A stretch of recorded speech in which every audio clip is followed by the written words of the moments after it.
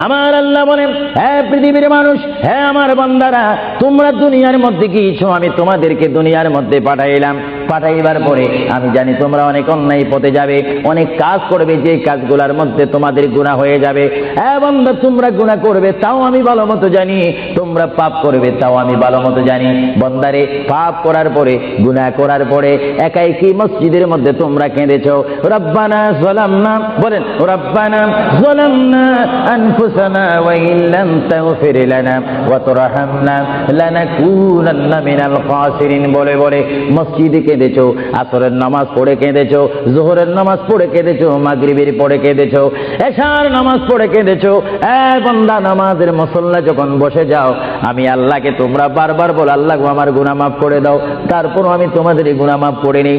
তারপরও তোমরা নিশি রাত্রে, মানুষ যখন ঘুমে যায়, তোমার বিবি যখন ঘুম যায়, তোমার ছেলে যখন ঘুম যায়, তুমি নিশি রাত্রে ঠান্ডা পানি দিয়ে ওযু বানিয়ে নামাজের মুসল্লায় বসে তুমি আবার যখন ডাক দাও, রব্বুল আলামিন, পৃথিবীর কোনো মানুষ আমার গুনাহ সম্পর্কে জানে না, তুমি আমার গুনাহ সম্পর্কে জানো।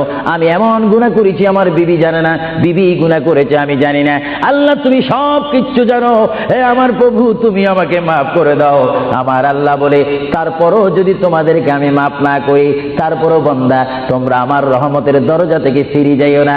আমি তোমাদেরকে হুকুম দিচ্ছি, ওয়ালাউ আন্নাহুম ইয যালামু আনফুসাহুম জাউকা, বান্দারে, যদি গুনাহ করে ফেলো, আমার রহমত থেকে মুখ ফিরে তুমি চলে যাইও না।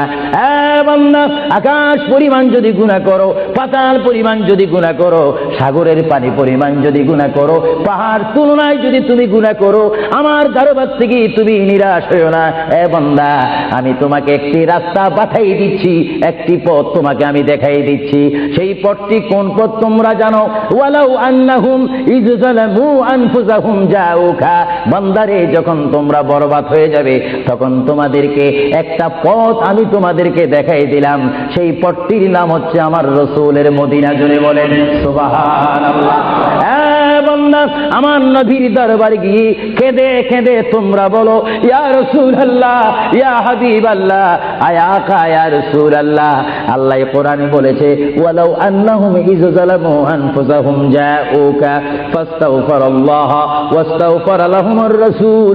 আল্লাহ বলেছে, হে বান্দা, তোমরা ডানে না গিয়ে, বামে না গিয়ে, পিছে না গিয়ে, তোমরা সরাসরি আমার নবীর কদমে চলে যাও। আমার নবীর কদমে গিয়ে আমি আল্লাহর দরবারে তোমরা তওবা করো। তওবা করতে করতে তোমাদের চোখের পানি যখন বাইর হয়ে যাবে, আর ওই মুহূর্তে যদি আমার বন্ধু যদি তোমাদের জন্য আমার দরবারে সুপারিশ করে, আমি আল্লাহ তোমাদেরকে ওয়াদা দিয়ে দিলাম, গ্যারান্টি দিয়ে দিলাম, আমার রাসূল যদি তোমাদের জন্য আমার দরবারে সুপারিশ করে, সঙ্গে সঙ্গে বান্দা, তোমার অতীতের জীবনের কবিরা সগীরা গুনাহ মাফ করে দেব। জোরে বলেন সুবহানাল্লাহ। আরো জোরে বলেন সুবহানাল্লাহ। আমার আপনার গুনাহ মাফ করার জন্য রাসূলুল্লাহর দরবারে যাওয়ার দরকার আছে কিনা? চিৎকার জীবন আছে কিনা?